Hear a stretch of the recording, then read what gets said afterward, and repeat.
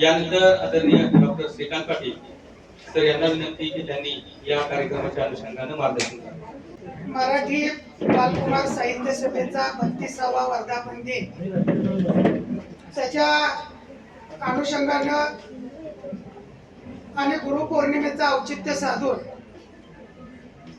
आज आपल्या या विद्यालयामध्ये आयोजित या कार्यक्रमाचे अध्यक्ष अखिल भारतीय साहित्य महामंडळाचे विश्वस्त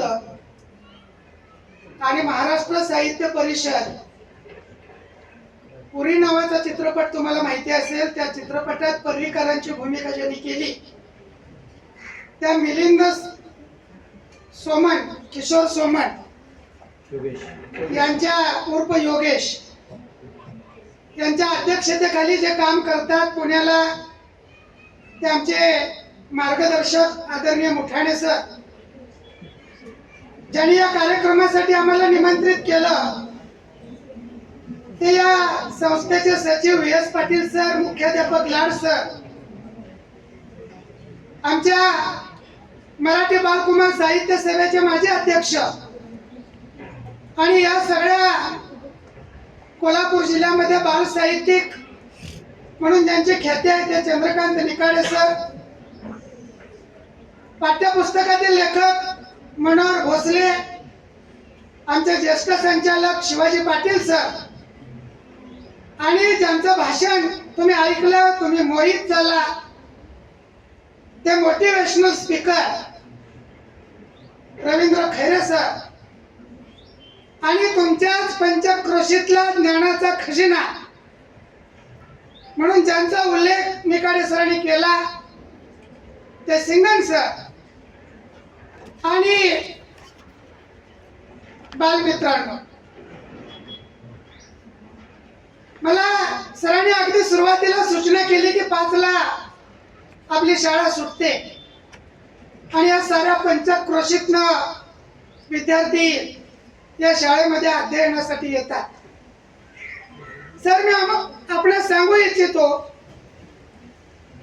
की आम्ही वक्ता त्याला मानतो ज्याला किती बोलायचं त्यापेक्षा कुठं थांबायचं हे कळतं, आणि म्हणून 5 वाजण्याच्या पूर्वी 1 मिनिट मी माझं भाषण थांबवणार आहे. आमची मराठी बालकुमार साहित्य सभा 32 वर्ष ओलांडून 33 वर्षाची झाली. या निमित्तानं काही अनुभव मला तुम्हाला सांगायचे की तुमच्या सारखा शाळेमध्ये विद्यार्थी असताना 9वीच्या पाठ्यपुस्तकामध्ये लक्ष्मण मानेंचा साळत जायचं नावाचा धडा होता आम्हाला, आणि मी माझ्या मराठीच्या शिक्षकांच्याकडे हट्ट केला की सर, आज लक्ष्मण माने कोल्हापुरात येत आहे, त्यांचा कार्यक्रम शाहू स्मारकला आहे आणि मला त्या लेखकाला भेटायचं आहे. आदरणीय माझ्या मराठी विषयाच्या गुरुजनांनी त्या काळात लक्ष्मी गाडी होती सर, 25 किलोमीटरचं अंतर पार केलं आणि मला लक्ष्मण मानेंची भेट घालून दिली. त्यांचं व्याख्यान ऐकलं, 9वीत असणारा मी मोहित झालो, आणि त्या सभागृहात बसल्यानंतर त्यांचं भाषण ऐकत असताना माझ्या मनामध्ये विचारचक्र सुरू झाली की मला सुद्धा असंच शालेय पाठ्यपुस्तकामध्ये कवी किंवा लेखक म्हणून माझं नाव येईल का. ते स्वप्न मी बघितलं. ते स्वप्न जवळपास 35 वर्षानंतर 4 वर्षापूर्वी ते पूर्ण झालं, आणि म्हणून तुमच्या मनामध्ये खऱ्या अर्थानं स्वप्न पेरण्यासाठी आज आम्ही इथं आलेलो आहोत. निकाडे सरांनी आपल्या भाषणात सांगितलं की 6व्या इयत्तेमध्ये शिकणारी मुलगी धुळ्याची, तिची कविता 5व्या इयत्तेच्या पुस्तकात आहे. विद्यार्थी मित्रांनो, तुम्ही लिहा. 91 मुलांनी निबंधाच्या स्पर्धेत भाग घेतला.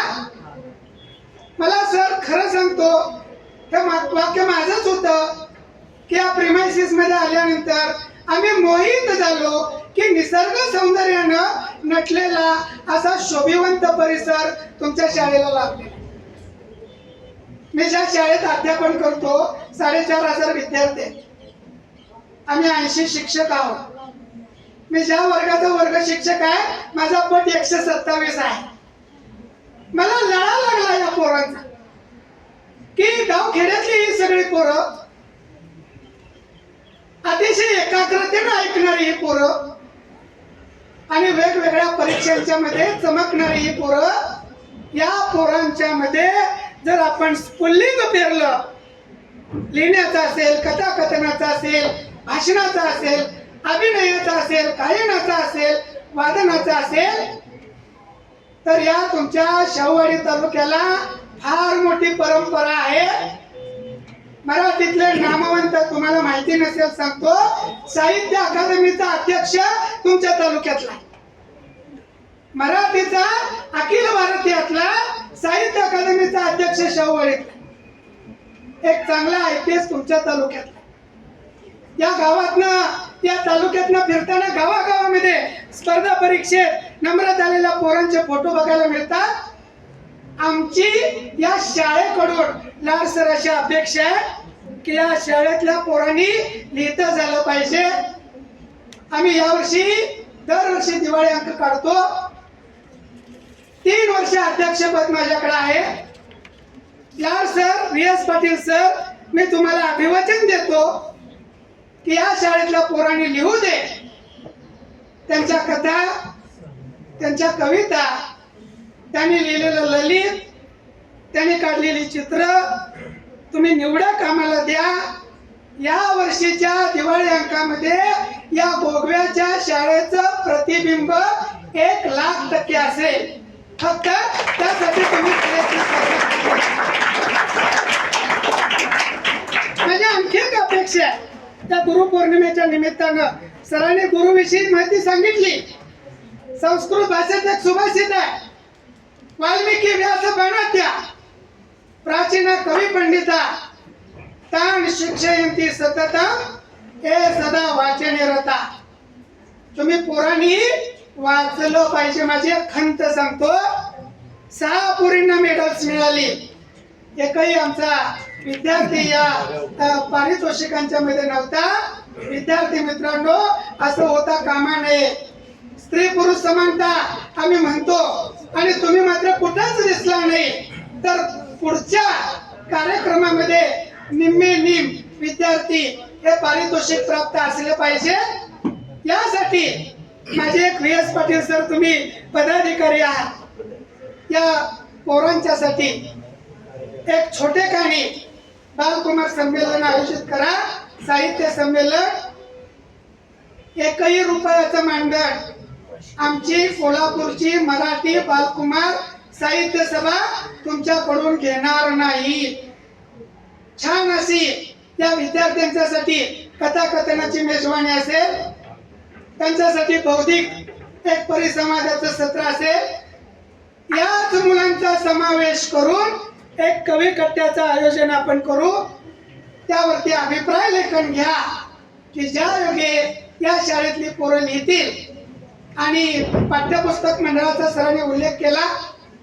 जितकी वर्ष मी आहे, माझा नेहमीच आग्रह असेल की जे शाळकरी पोरं शिकतायत त्यांचाच एखादा धडा किंवा त्यांचीच एखादी कविता जर पाठ्यपुस्तकात आली तर नवी लिहिणारी पिढी निर्माण होईल. आणि त्याची सुरुवात शाहूवाडीतल्या या गोगव्याच्या शाळेपासून व्हावी अशी अपेक्षा या ठिकाणी व्यक्त करतो. 5ला 1 मिनिट त्या ठिकाणी कमी आहे. मला दिलेल्या निर्धारित वेळेमध्ये भाषण संपवण्यापूर्वी हे सारे विद्यार्थी आमचे गुरु आहेत.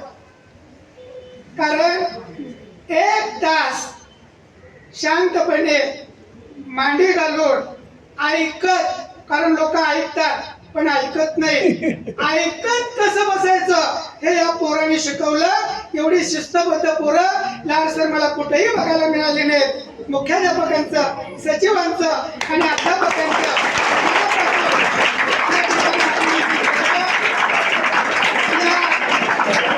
टाळ्या वाजवणाऱ्या माझ्या सगळ्या गुरुजनांना वंदन करतो.